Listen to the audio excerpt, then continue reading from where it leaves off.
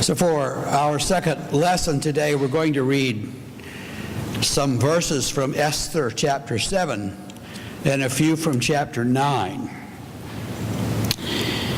So the king and Haman went into feast with Queen Esther. On the second day, as they were drinking wine, the king again said to Esther, "What is your petition, Queen Esther? It shall be granted you. And what is your request? Even to the half of my kingdom, it shall be fulfilled." Then Queen Esther answered, "If I have won your favor, O king, and if it pleases the king, let my life be given me. That is my petition, and the lives of my people, that is my request. For we have been sold, I and my people, to be destroyed, to be killed, and to be annihilated.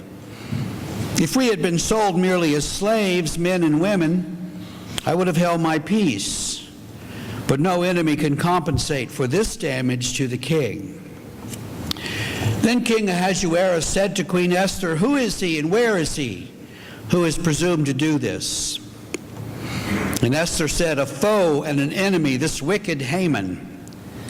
And then Haman was terrified before the king and the queen. Then Harbona, one of the eunuchs in attendance on the king, said, "Look, the very gallows that Haman has prepared for Mordecai, whose word saved the king, stands at Haman's house, 50 cubits high." And the king said, "Hang him on that." So they hanged Haman on the gallows that he had prepared for Mordecai, and then the anger of the king abated. Mordecai recorded these things and sent letters to all the Jews who were in all the provinces of King Ahasuerus, both near and far, enjoining them that they should keep the 14th day of the month Adar, and also the 15th day of the same month, year by year, as the days on which Jews gained relief from their enemies, and as the month that had been turned for them from sorrow into gladness, and from mourning into a holiday, that they should make them days of feasting and gladness, days for sending gifts of food to one another, and presents to the poor. The word of the Lord. This is the only day in the entire 3-year cycle of the Revised Common Lectionary in which the book of Esther is mentioned. And we just read a little cryptic piece of chapter 7 and chapter 9, and no one understood that. So we'll tell the story. The story takes place in the city of Susa, the ancient capital of the Persian Empire. It's somewhere in modern-day Iran. Now, the Babylonians had conquered Israel 100 years before or so. And the Babylonians' tactic, when they conquered a people, was to take the leadership and most of the people from their home and transport them to Babylon and sit them down by the river and say, "You live here now." That way they couldn't rebel. So the Babylonians had taken Israel into exile in Babylon. When Darius the Mede of the Medes and the Persians conquered the Babylonians, he said, "Persians' policy is to let you go home." And everyone rejoiced, and most of the people went home, back to Jerusalem. Some stayed where they were. They'd been there 2 or 3 generations. So this story takes place somewhat later, about 486 BC or later. There's no overt mention of God in the book of Esther as we have it.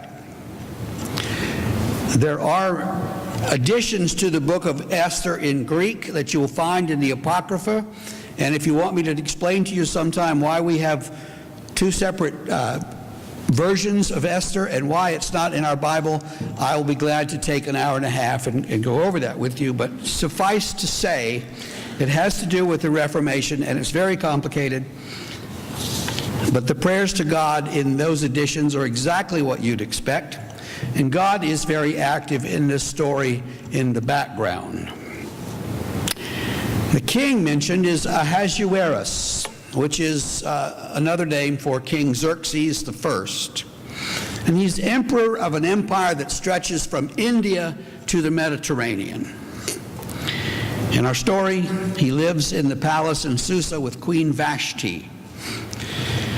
And one night, the king and his friends get rather drunk, and he sends for Queen Vashti. The scripture is not clear on exactly what it is that she's supposed to do, but she decides that she is not coming into the room with a bunch of drunken men. The king gets angry and asks his advisors what he should do. And the advisors say, well, if the queen is allowed to tell the king no, then all the women in the empire will tell their husbands no, and chaos will result. So rather than believe the women, the king basically exiles her. Then he has women from all over the kingdom brought into his harem. They're put through a year of beauty treatments. Now in those days, in that place, women were not treated so well. So a woman might be taken to the king for one night and afterward live in the harem. She might never see the king again. If he was pleased with her and remembered her name, he might say, oh, bring me so-and-so. But basically, they were just forced to live in the harem. One of these women was Esther. Esther was Jewish, but that was not widely known. Esther was very beautiful, and the king is taken with Esther and makes her his queen, gives her a lot of jewelry and a lot of gifts.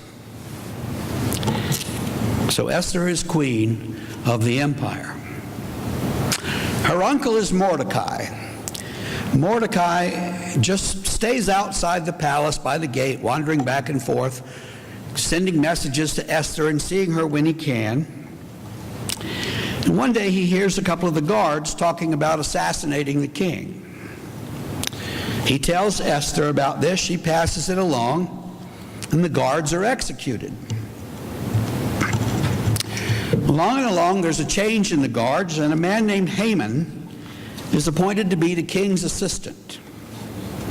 All are to bow to him and give him all kinds of honor. Well, Mordecai won't do it. He won't give any deference to Haman, and it makes Haman angry. He wants to find a way to have Haman executed. So he determines that he will have all the Jews executed, including Haman, including Mordecai, and then he can denounce Mordecai, and he can hang him on gallows that he's built in his front yard, 50 cubits high. Can you imagine? Mordecai sends word of this to Esther and says, you will not be exempt. They will find out you are Jewish. You must go to the king and stop this. Esther says, I can't go to the king. No one can come in to see the king of Persia without being summoned. If you walk into his throne room and he hasn't called for you, off with your head. Only if he tips his scepter toward you as you walk in are you welcome. So she simply cannot go until she is called for. And Mordecai suggests that perhaps she was put on the earth and put in this position precisely for a time such as this. This might be the day for her to act. So she swallows real hard and she goes into the throne room unbidden. The king tips his scepter toward her and promises to give her whatever she wants, up to half the kingdom. She says, well, if you'll have a banquet tonight, I'll tell you then. Now in this story, they have a banquet almost every night, so the king says, yeah, sure, let's have a banquet. Love banquets. There's a huge banquet that night. At the banquet, she says, "Allow me to give a banquet for you tomorrow night, and then I will tell you." When they leave the meal, Haman goes out and sees Mordecai outside. And Mordecai will not give him the kind of honor and praise that he expects. And he determines to have Mordecai killed the very next day. That same night, the king can't sleep. And the king starts reading the chronicles of his reign, all the great things that he's done. And he comes across the story of how an assassination plot was foiled because one Mordecai had tipped off the royal guards. And the king thinks, this Mordecai needs to be honored. So the next morning, he asks Haman, "How would I honor someone who truly deserves it?" And Haman thinks, "Yeah, all right, at last, I'm going to get all that I deserve." And he gives the king all kinds of answers. Give him special robes and jewelry and a special horse to ride and people to announce he's coming in front of him and all of that stuff. And he's angry and heartbroken when he finds out that this is how the king will honor Mordecai. So at the banquet that night, the king again asks Esther what she desires, even to half the kingdom. She says that she and her people have been marked for death. They will all be killed. And she asks the king for mercy. And the king is surprised and angry and says, "Of course, but who would do this to you? Who would dare to have your people killed?" And Esther says, "Haman." And he's hanged on the very scaffold that he built for Mordecai. And proclamations go out proclaiming that the Jews are not to be killed. Mordecai is given Haman's job. The Jews kill their enemies in turn, and they hold celebrations all over the empire, and all is well. It's a great story. You can read it in 20 minutes between football games today. So I urge you to do that. Mordecai tells Esther that she lives for such a time as this. She's called to save her people. God doesn't figure into the book, as I said, but she obeys God. She obeys Uncle Mordecai, and she saves her people.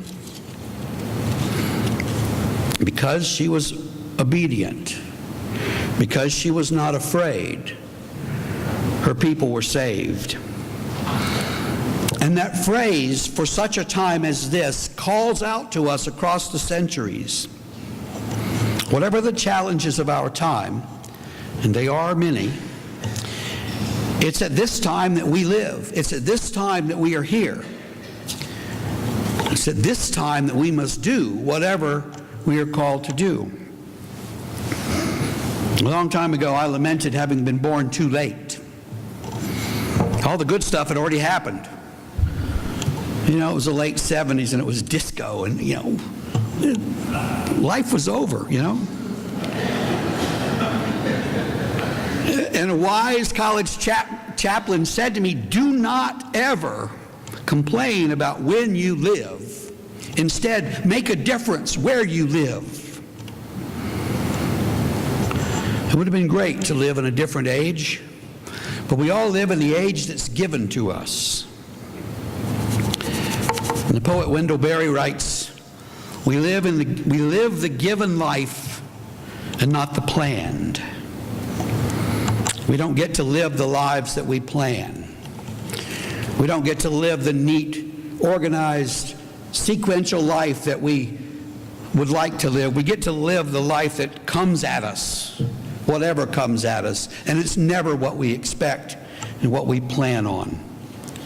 Life comes at us full speed, and we often trip over things. Have you ever tripped on a little piece of sidewalk that was sticking up? I know a woman who tripped over the change in color of some carpet that was flat.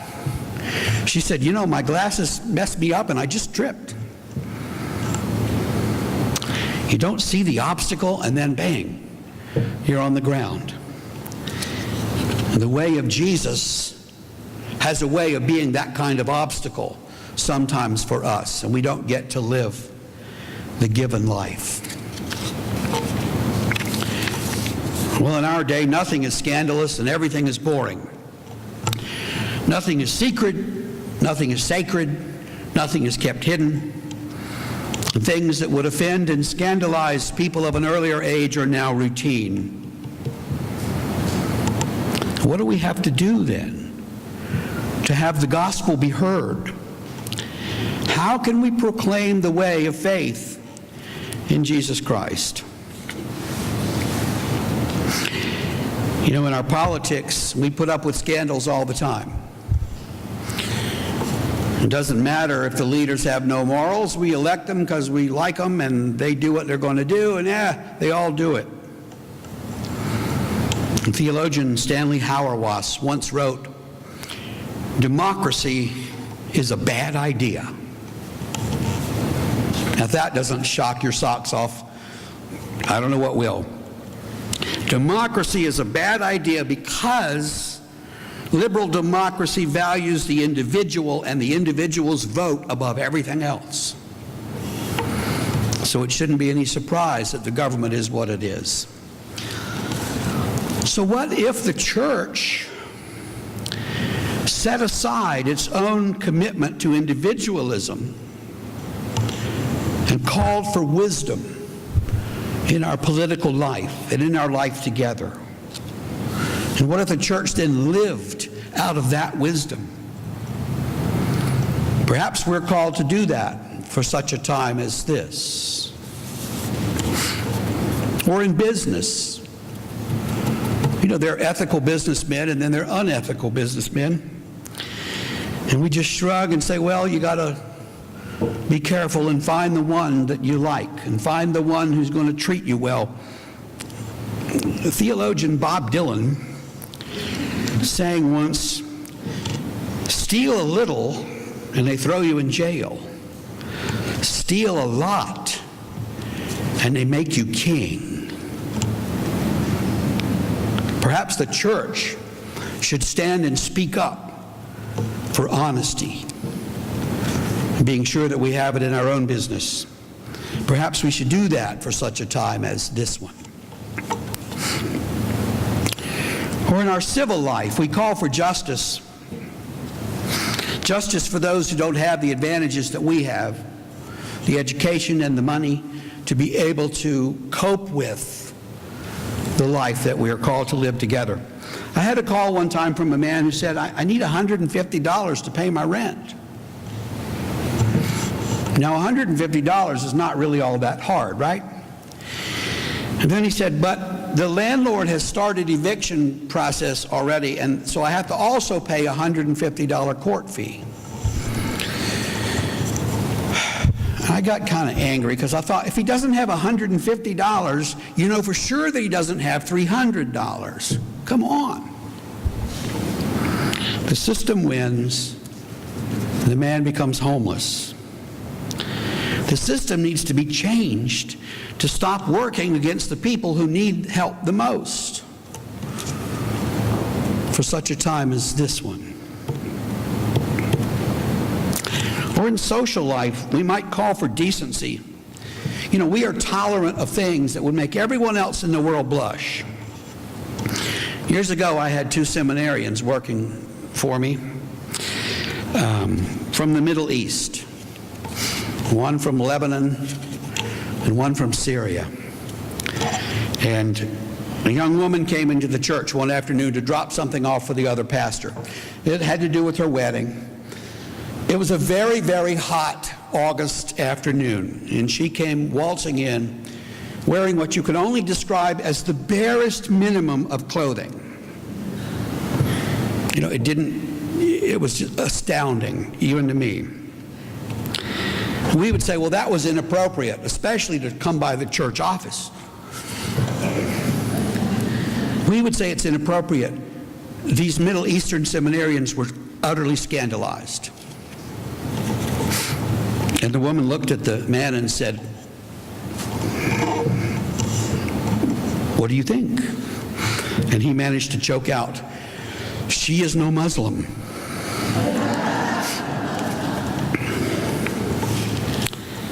We might ask for decency for such a time as this one.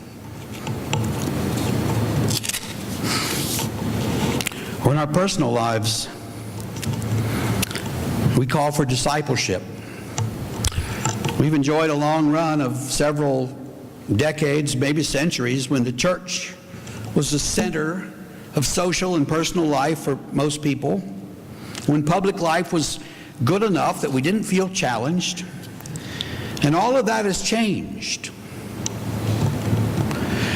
And so in a time such as this one, to be a follower of Jesus is difficult and humbling. But we have to take up our cross and follow him.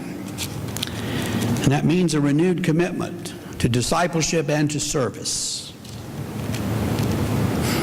And in all of this, it will not suffice to make proclamations. We have to live the proclamations. We live the gospel in such a way that others notice and notice our faith in Christ Jesus. Yes, we may need to be scandalous so that the Spirit can reach through us into the world for such a time as this one. Thanks be to God. Amen.